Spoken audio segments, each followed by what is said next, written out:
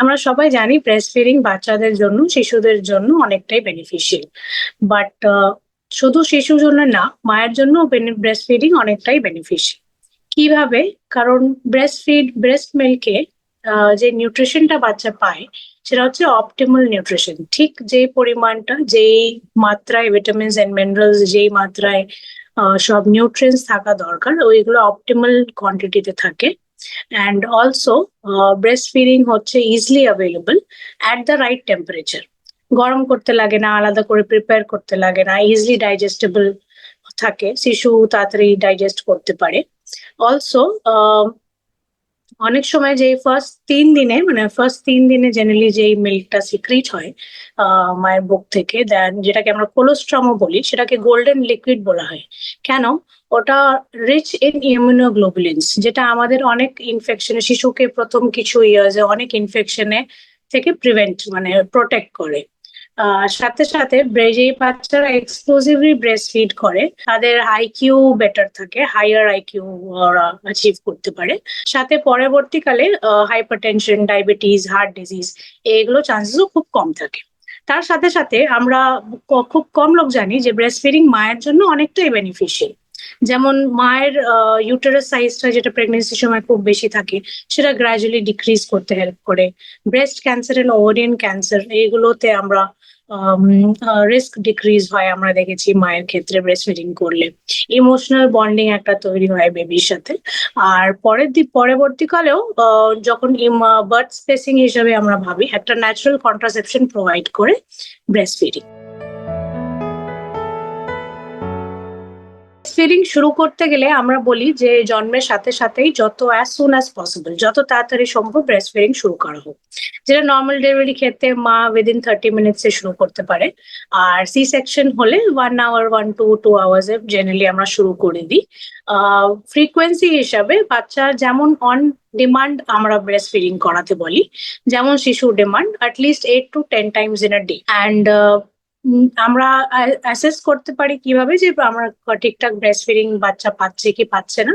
ওটা হচ্ছে বাচ্চা ইউরিন আউটপুটটা দেখতে হবে। বাচ্চা at least 6 to 8 Times in 24 hours যদি ইউরিন পাস করে, বা প্রথম 3 মাসে যদি বাচ্চা রোজ 30 গ্রাম করে ওজন বাড়ছে বাচ্চা ব্রেস্ট ফিড করার পর কোয়াইটলি 2 to 3 আওয়ার্স আরামসে ঘুমোচ্ছে, তার মানে হচ্ছে যে বাচ্চা অ্যাডিকুয়েট ব্রেস্ট ফিড পাচ্ছে।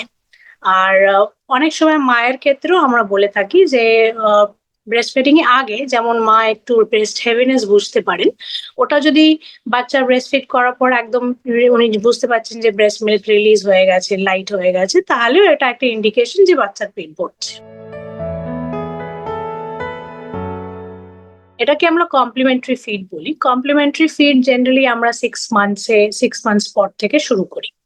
কারণ প্রথম 6 মান্থসে ব্রেস্ট ফিডিং এ অপটিমাল নিউট্রিশন বেবি পায়, বাট 6 মান্থসের পরে ব্রেস্ট ফিডিংটা পুরোপুরি সাফিসিয়েন্ট। সোললি ব্রেস্ট ফিডিং ওপর ডিপেন্ড করা যায় না, বিকজ ওটা সাফিসিয়েন্ট না। অ্যান্ড অলসো আমরা 6 মান্থসে শুরু করি কেন? কারণ হচ্ছে 6 মান্থসে একটা বাচ্চার হেড নেক সাপোর্ট খুব ভালো ডেভেলপ করে যায়, সাপোর্ট দিয়ে বসতে পারে।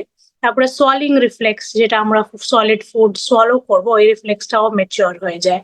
বাচ্চার বাইটিং মুভমেন্ট অফ দ্য জয়ের বাইটিং মুভমেন্ট, তারপরে হচ্ছে মাউথিং করা শুরু করে, নানা রকম জিনিস এক্সপ্লোর করার জন্য জিনিসটা মুখে নেয় বারবার। তো সেই জন্য এই টাইমটা হচ্ছে একটা অপটিমাল টাইম যে 6 মান্থসে আমরা কমপ্লিমেন্টারি ফিডিং শুরু করতে পারি। বেসিক ডেফিনেশন কিছুই না, আমরা জেনারেলি বলি যে একটা ফুড আইটেম দিয়ে একটা করে গ্রাজুয়ালি ইন্ট্রোডিউস করতে। যেমন একটা ম্যাশ ফ্রুট বা ম্যাশ ভেজিটেবল দিয়ে শুরু করে গ্রাজুয়ালি একটা কমপ্লিট ব্যালেন্সড মিলে আসা। যেমন সিরিয়াল রাইস হলো, তার সাথে ডাল মিক্স করে, ভেজিটেবলস মিক্স করে একটা ঘিয়ের সাথে, বা সিরিয়াল মিল্কের সাথে মিক্স করে, যেমন ক্ষীর হলো বা ডালিয়া হলো। তো এরকম একটা কমপ্লিট ব্যালেন্সড মিলকে আলটিমেটলি বাচ্চা পৌঁছবে। বাট ইনিশিয়ালি ইন্ট্রোডাকশনের সময় আমরা কি বলি যে একটা ফুড আইটেম ইন্ট্রোডিউস করে কিছুদিন দেখে তারপরে আপনি অন্য একটা ফুড আইটেম ইন্ট্রোডিউস করবেন। এটা হলো যে আমরা কি খাওয়াবো।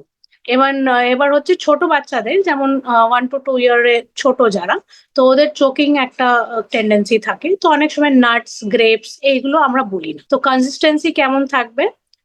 ইনিশিয়ালি 6 to 8 মান্থসে পিওর একদম পেস্ট বা পিউরিড ফুড দিয়ে স্টার্ট করা হয়, সেটাকে গ্র্যাজুয়ালি সফট অ্যান্ড ম্যাশড ফুডে আমরা চেঞ্জ করি। অ্যারাউন্ড 8 to 9 months আমরা ফিঙ্গার ফুড ইন্ট্রোডিউস করতে পারি, যেমন বয়েলড ভেজিটেবলস বা অমলেটের পিসেস, যাতে বাচ্চা নিজে হাতে নিয়ে ওটা এক্সপ্লোর করতে পারে। অ্যান্ড গ্র্যাজুয়ালি আফটার 1 year আমরা ফ্যামিলি ফুড বাচ্চাকে ইন্ট্রোডিউস করতে পারি, যেটা গ্র্যাজুয়ালিও অ্যাকসেপ্ট করবে। আর ফ্রিকোয়েন্সি নিয়ে অনেক সময় মায়েরা জিজ্ঞেস করেন যে কত ফ্রিকোয়েন্সিতে খাওয়াবো। এটা সমস্ত বাচ্চার উপরে। আমরা জেনারেলি বলি যে গ্র্যাজুয়ালি আপনি শুরু করুন 1 or 2 feeds in a day। আর তারপরে হচ্ছে 8 to 9 months-এ 2 to 3 feeds ইনক্রিজ করলেন, 9 to 12 months-এ 3 meals in a day, and after 1 year 3 meal plus 1 or 2 snack আমরা দিতে বলি, যাতে বাচ্চার কমপ্লিট ব্যালেন্স নিউট্রিশন হতে পারে। এমন অনেকগুলো আছে, যেমন কিছু কিছু মিথস পেরেন্টস ক্যারি করেন, যেটা অ্যাট বার্থই অনেক সময় বাচ্চাকে ঘি খাইয়ে দেওয়া হয় বা জনম ঘটি কিছু খাইয়ে দেওয়া হয়, সেগুলো একদমই করা উচিত নয়। আমরা বলি exclusive breast feeding till 6 months, মানে 6 মাস অব্দি বাচ্চা মায়ের বুকে দুধ ছাড়া আর কিছু খাবে না। তারপরে যখন ফুড ইন্ট্রোডিউস করা হয়, অনেক সময় মায়েরা ফ্রুট জুস বেশি দেন, বা বাইরের জাঙ্ক ফুড, প্রসেসড ফুডস যেমন বিস্কিটস, ময়দা জিনিস এইগুলো বেশি দেন, ফ্রুট জুস, লিকুইড জুস বেশি দেন, এইগুলো না দেয়া। আর লেস দ্যান 1 year-এ সুগার অ্যান্ড সল্ট ইন্ট্রোডিউস করা হয় না। জেনারেলি আফটার 1 year-এ সুগার অ্যান্ড সল্ট দেওয়া উচিত। And cow milk and honey also less than 1 year-এ, 1 বছর আগে আমরা দিতে বলি। কমপ্লিট ডায়েট এবার টডলারে মোর দ্যান 1 year-এ জেনারেলি আমরা ফ্যামিলি ফুড থেকে অফার করতে বলি বাচ্চাদের। দ্যাট মিনস আমরা সব ভ্যারাইটি অফ ফুড অফার করতে পারি, অ্যান্ড নানা রকম ভ্যারাইটি অফার করা উচিত। আমরা যেটাই খাচ্ছি সেটা বাচ্চাকে দেওয়া উচিত, because of course home cooked food, বাইরে থেকে না। বিকজ ভ্যারাইটি দিলে ওরা এক্সপ্লোর করতে শিখে, অ্যান্ড ভ্যারাইটি দিলে ওরা অনেক সময় ওদের ইন্টারেস্টটা থাকে, পারসিস্টেন্ট থাকে, যে খাবার অনেক সময় ওরা ফুড অ্যাভার্সন হয়ে যায় বাচ্চাদের, যদি আমরা একটা কাইন্ড অফ ফুড আইটেম দিতে থাকি রেগুলারলি, অন রেগুলার বেসিস। অনেক সময় বাচ্চারা ফুড অ্যাভার্সন তৈরি করে ফেলে। তো সেই জন্য ইট ইজ ইম্পর্টেন্ট যে আমরা রেগুলার বেসিসে ওদের ভ্যারাইটি চেঞ্জ করতে থাকি। তার সাথে আমাদের টার্গেট হওয়া উচিত যে আমরা একটা কমপ্লিট ব্যালেন্সড মিল দিই, যেটাতে কার্বোহাইড্রেট, প্রোটিন অ্যান্ড ভিটামিনস সবকিছু থাকবে। অন অ্যান অ্যাভারেজ টডলার গ্রুপে generally 1000 kilocalories per day is the target, and protein generally 1.3 gram per kg, মানে বাচ্চার ওজন যদি 10 কেজি থাকে, around 12 to 13 grams প্রোটিন আবার দেওয়ার চেষ্টা করি। তার সাথে আমাদের চেষ্টা করা উচিত যে কোনো স্ক্রিন টাইম বাচ্চার খাওয়ার সময় যদি না পায়, একটা complete balanced diet, home cooked food, processed food, junk food এগুলো যেন না পায়। খুব বেশি মিল্ক ইউজ করা বা খুব বেশি juices, fruit juices, sugar containing juices না দেওয়াই ভালো। বেবি কেয়ারে তো একটা যেটা বললাম, যেটা ইনিশিয়ালি আমরা করে ফেলি, অনেক মায়েরাই করেন, যে জন্মের সাথে সাথে বাচ্চাকে কিছু জন্মঘটি বা হানি বা মধু দেয়া হয়, সেটা আমার একদমই দেওয়া উচিত নয়। বাচ্চা এক্সক্লুসিভলি ব্রেস্ট ফিড করে টিল 6 months। সেকেন্ড হচ্ছে আম্বিলিকাল কর্ডে অনেক সময় কাউডাং বা কিছু কোনো রকমের মেডিসিন ওরা অ্যাপ্লাই করে, সেটাও করা উচিত না। চোখে কাজল পড়া। তারপরে হচ্ছে 1 বছর আগে বাচ্চাকে অনেক সুগারি বা সল্টি ফুড দেয়া।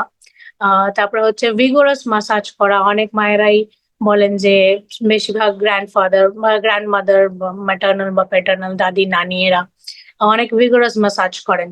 তো এগুলো আমরা না করে থাকি, কারণ ওটা একদমই রিকোয়ার্ড। বাচ্চাকে আমরা জেনারেলি জেন্টাল মাসাজ করতে পারি অয়েল দিয়ে, and that is more than enough. খুব ভিগোরাস মাসাজ করতে লাগে না। আম্বিলিকাল কর্ড জেনারেলি কিছু অ্যাপ্লাই করতে লাগে না। আমরা সবসময় মানা করি যে ওটা নিজে নিজেই ড্রাই হবে, অ্যান্ড ড্রাই করে ফল অফ হয়ে যায়।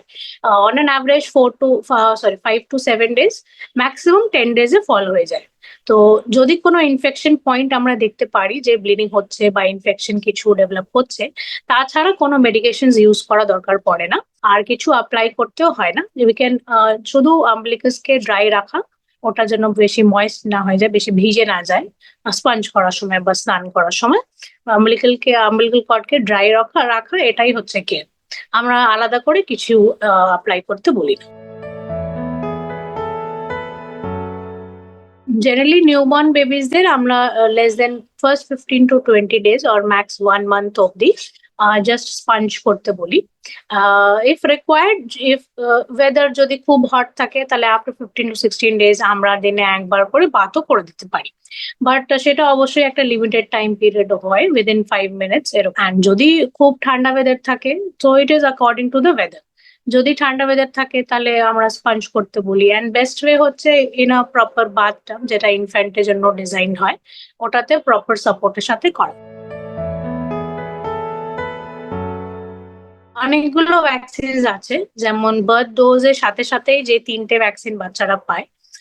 বিসিজি, যেটা আমাদের টিবি ডিজিজের আগেনস্টে প্রোটেক্ট করে। ওপিভি ভ্যাকসিন, যেটা পোলিওর জন্য দেওয়া হয়। And hepatitis B vaccine, hepatitis B vaccine 0 dose, যেটা এই 3টে ভ্যাকসিন আমাদের বার্থের পরেই দেওয়া হয়। তারপরে 6 উইকসে আমরা অনেক 7 ইম্পর্টেন্ট ডিজিজ তার আগেনস্টে আমরা ভ্যাকসিনেশন পাই, যেমন ডিপথেরিয়া, পারটিউসিস, টিটানাস, এটার কম্বিনেশন ভ্যাকসিনে পাওয়া যায় ডিপিটি। অ্যান্ড তাছাড়া injectable polio, hepatitis B, haemophilus influenzae, rota virus, এগুলো হচ্ছে কিছু ভ্যাকসিনেশন যেগুলো অনেকটাই জরুরি, যেটা প্রথম 3 মাসের মধ্যে আমাদের 3টে ডোজ দিতে হয়। তো এগুলো আমরা গভর্নমেন্টেও পাই, ন্যাশনাল ইমিউনাইজেশন শিডিউলে করে। তো এগুলো নিয়ে নেওয়া উচিত। ইনফ্যান্ট কোলিক একটা খুব কমন সমস্যা, যেটা মাদার্স খুব ফ্রিকুয়েন্টলি ফেস করেন।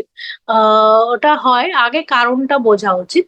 অনেক সময় কি হয় যে বেশিরভাগ, যেমন যেই বাচ্চারা বটল ফিড করে, due to positioning of the bottle, বাচ্চা কি করে বেশি এয়ার ইনজেস্ট করে নেয়, অ্যান্ড তার ফলে ওই এয়ারটা পরে আমাদের ফলিকের কারণটা হয়। তো ফার্স্ট উপায় হচ্ছে বার্পিং করা, যেটা আফটার ইচ ফিড বার্পিং করতে হয় প্রপার পজিশনে।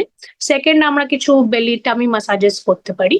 থার্ড, আমরা টামি টাইম দিতে পারি বাচ্চাকে, যেটা সেকেন্ডস থেকে শুরু করে পরে গ্রাজুয়ালি আমরা ডিউরেশনটা ইনক্রিজ করতে পারি। টামি টাইমটা অনেকটাই হেল্প করে কোলিক কমানোর জন্য। লাস্টলি আমরা কিছু মেডিকেশন, এগুলোতে না কমলো তাহলে আমরা কিছু মেডিকেশন ইউজ করতে পারি কমানোর জন্য। বেবিদের অ্যাকচুয়ালি পুপিং হ্যাবিটস ডিফার করে, ওটা গ্রাজুয়ালি চেঞ্জ হয় আফটার বার্থ। যেমন just after birth within 24 hours আমরা মেকোনিয়াম বাচ্চা পাস করে, যেটা একটা ডার্ক গ্রিনিশ কালার্ড স্টুল, যেটা ফার্স্ট 24 আওয়ার্সে জেনারেলি নর্মালি বাচ্চা পাস করে। আফটার দ্যাট আমরা ট্রানজিশন স্টুলস দেখি, যেগুলো একটু গ্রিনিশ ইয়েলো, যে গ্রাজুয়ালি ইয়েলোতে চেঞ্জ হয়ে যায়। এরপরে যদি বাচ্চা এক্সক্লুসিভলি ব্রেস্টফিড থাকে, সেই বাচ্চারা অনেক সময় 8-9 বার, যতবার মা ব্রেস্টফিড করলো ততবার স্টুল পাস করতে পারে। ওটা টোটালি নর্মাল। বা 5-6 দিনের মধ্যে একবারও স্টুল করলো না, এটাও হতে পারে। তো দুটোই নর্মাল। অ্যান্ড যে বাচ্চারা ফর্মুলা ফিড করে ওরাও সফট কনসিস্টেন্সি স্টুল পাস করে। যখনই আমরা কিছু একটা সলিড ফুড ইন্ট্রোডিউস করি, তখনই আমরা দেখি যে বাচ্চাদের স্টুল কনসিস্টেন্সি বা ফ্রিকোয়েন্সি একটু ডিফার করে। কিন্তু সবসময় আমাদের ডেঞ্জার সাইন্স গুলো মনে রাখা উচিত। যে ডেঞ্জার সাইন্স গুলো হচ্ছে যে স্টুল, যখনই স্টুলের সাথে কিছু ব্লাড আসছে, বা রেড কালার স্টুল হচ্ছে, বা স্টুলের ফ্রিকোয়েন্সি বেড়ে গেছে, ওয়াটারি স্টুল হচ্ছে, লুজ স্টুলস হচ্ছে, বা একদম স্টুল হচ্ছে না, 7-8 দিন হয়ে গেছে স্টুল হচ্ছে না, একদম হার্ড স্টুল যদি বাচ্চা পাস করে, কনস্টিপেশনের ফিচার্স আসছে, তাহলে নিশ্চয়ই ডক্টর কনসালটেশন করা উচিত।